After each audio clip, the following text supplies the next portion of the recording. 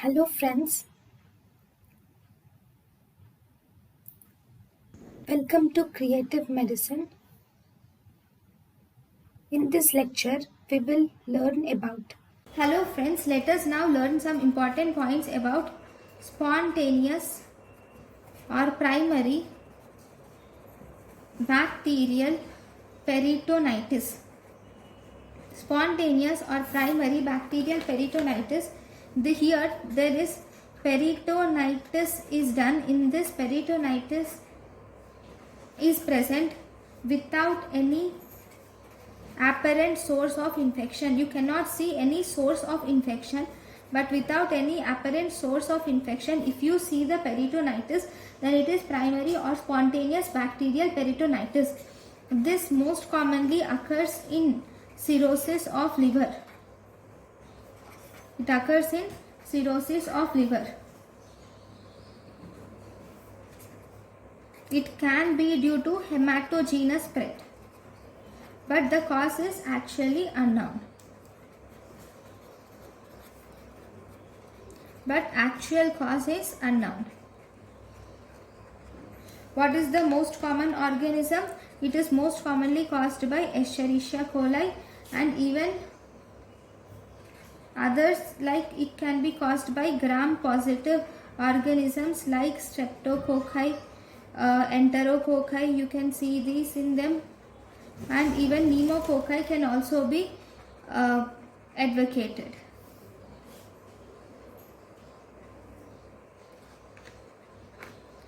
And anaerobes are less frequent.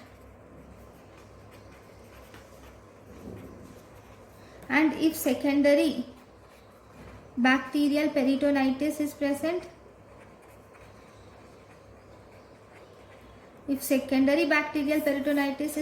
then it is most commonly due to mixed flora. And anaerobes will always be present.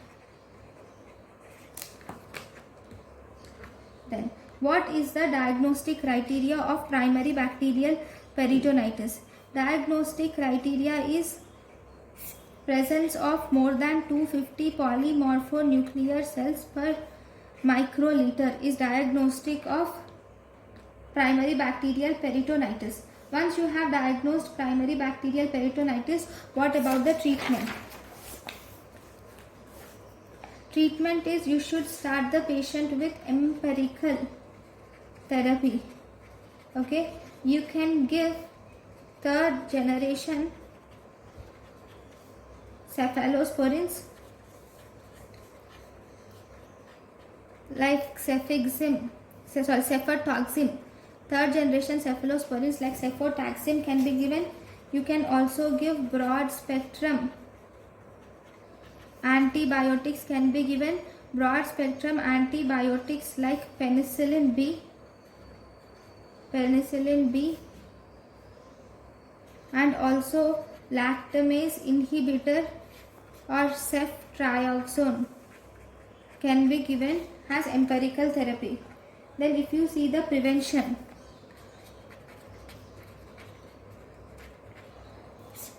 so this spontaneous bacterial peritonitis has a high rate of recurrence.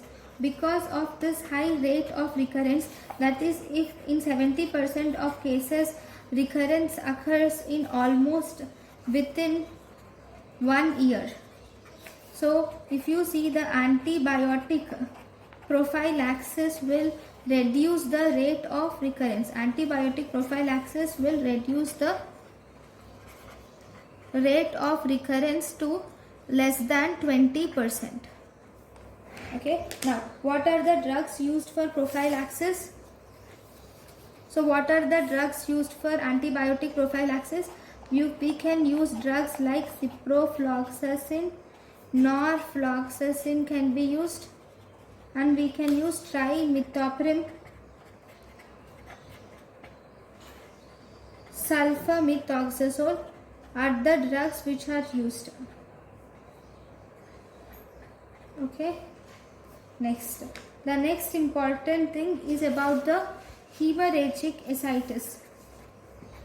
In hemorrhagic ascites,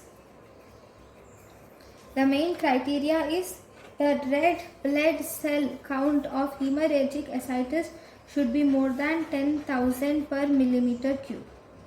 Okay, so these are the important points about the spontaneous bacterial peritonitis. Thank you for watching. Thank you and thank you for watching.